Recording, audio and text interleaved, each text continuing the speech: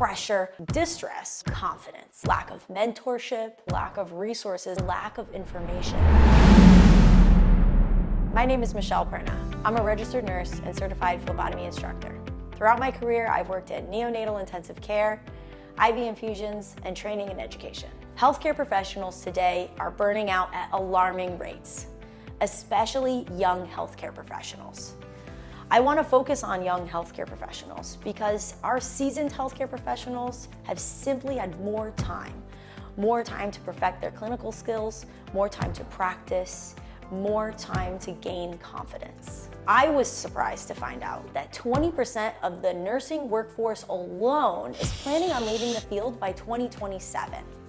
Today, I want to discuss some of the top reasons why I think this is happening, and also give you what I think to be the most important reason, and provide you with a resource to support you while you're navigating this problem. First off, in any career, your job provides you with a level of eustress. Eustress is a good stress. This is when a demand is placed on you, but you feel that you can meet that demand. Eustress turns into distress or a bad stress when you feel that you can no longer meet that demand. When the expectation that is being held of you is something that you feel you cannot meet. Levels of distress in the healthcare field are only growing and continuing to grow exponentially, especially for our young healthcare workforce. I'm going to discuss how this shift is happening from eustress to distress. One of the biggest reasons being confidence. Many healthcare professionals don't have the confidence in their own abilities to perform their jobs effectively. Imagine this: a healthcare professional is in a high acuity situation. There's lives on the line, family members may be in the room getting emotional, noises are coming from every which direction. And in that point in time, every decision that they make, every move that they make is going to determine the outcome of that scenario. That's a lot of stress to put on one individual. And if you don't have the confidence in your own ability before being placed in those scenarios, this can immediately contribute to the feeling of burnout, to not being able to meet the demand that's being put on you as an individual. And not only do they need to have confidence in their own ability to perform these skills, but they need to have confidence in their team and the people that they are working with. They need to know that when things become very stressful or high acuity scenarios start to play out, they need to know and have confidence that their teammates are going to be there to support them, that the people they're working with, they can rely upon them. But so often, healthcare professionals are finding that they can't rely on their colleagues, not because the colleagues don't want to help, but because their colleagues are also under so much stress, pressure, and they don't have the help that they need. This leads me to the next big reason. Work culture has a massive impact on the overall success of a team. Your level of comfort with your colleagues will dictate how well you guys can perform together as a team. A lot of times in healthcare, it's not just about one individual. It's about many individuals being able to work together successfully. And we've all been there. When you have a shift and you're working with your colleagues that you get along with really well, and your friends outside of work, and a high stress situation happens, but it's okay, because you guys have a relationship developed already. Because of that positive relationship that you have and the trust that you have in one another, that is what allows you to communicate effectively in those situations and efficiently get the job done together as a team. Versus everybody knows when they've had to work one of those shifts where they might not be working with their favorite colleagues. This adds a lot of stress on all of the individuals, because when a high acuity situation happens, many times the communication might be poor, you might not feel that trust that you have in one another, and this lack of confidence can negatively impact how you're able to effectively and efficiently accomplish the job that you have at hand. And this leads me to my next big reason: staff shortages.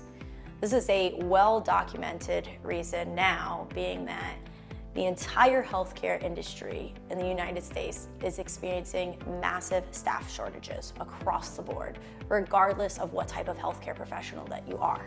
This staff shortage is causing now young healthcare professionals to begin their roles with a lack of mentorship, a lack of training, and an overall lack of resources that they need in order to be successful at their jobs. These staff shortages are not happening just in hospitals and other healthcare facilities, but we're also experiencing these shortages in our education systems and training programs.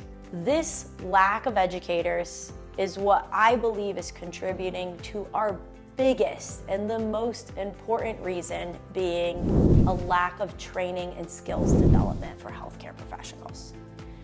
This is what inspired me to create my course. I realized I was one of the lucky ones.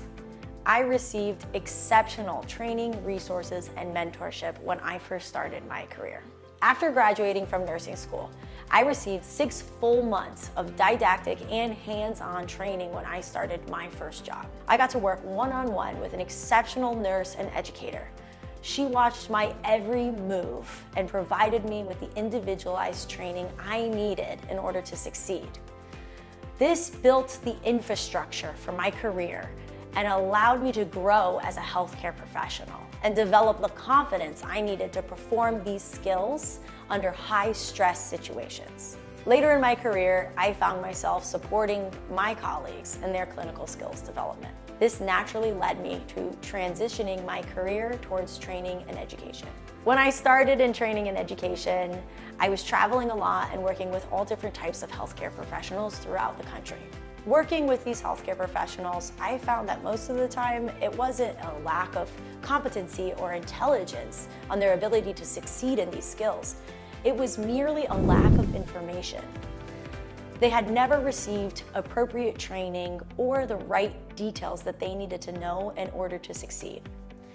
So I found myself giving minimal critiques and just a few helpful hints here and there. And those professionals immediately started seeing the success that they needed in those skills. When you develop your clinical skills in this manner, it allows you to develop the confidence in yourself and your own ability to perform these skills effectively, efficiently, and under high-stress situations. When you have that confidence, this now shifts your perceived stress of your role. When you shift that stress, now you're going from distress back into eustress. In other words, you're changing the bad stress into good stress again. And that is ultimately what allows healthcare professionals to continue to perform their jobs without burning out. I know I promised you guys a resource, and I promise I'm getting to it. But I found that when I was traveling, training and educating other healthcare professionals, I could multiply myself. If I just gathered all of the knowledge that I've accrued and put it into an online course, I can reach more healthcare professionals at a faster rate. And it also allows me to provide the information to younger healthcare professionals who can learn at their own pace and at their own rate. I started off with Phlebotomy 101. This is my first course because it is a foundational skill. Phlebotomy, or blood draw, or venipuncture, whatever the verbiage you would like to use, is a skill that needs to be mastered before moving on to many other clinical skills. And it's also something that is required by many different types of healthcare professionals. Whether you're a medical assistant, or a nurse, or a doctor, or physician's assistant, this is a skill that is in many different healthcare professionals' scope of practice. And I believe it is a very important skill to master in order to grow as a healthcare professional. Most phlebotomy courses cost upwards of thousands of dollars. And many healthcare professionals don't quite need that full training program. But what healthcare professionals do need to know are those small, minute details that are going to make the difference in them actually succeeding at that venipuncture. That is what this course contains. Yes, this course can still prepare you to become certified in phlebotomy, but my focus for this course is to develop the skill itself. This course is much shorter and more concise than most phlebotomy courses, but I feel personally that it's much more potent, and you will see the results in your own performance. Burnout can happen for so many different reasons, and we all experience it throughout our careers. But if you're somebody who feels like they never received adequate training to begin with, or if you're a new healthcare professional and you don't feel confident or comfortable starting your career, please click the link below or check out my website. It's time to take skills development into your own hands.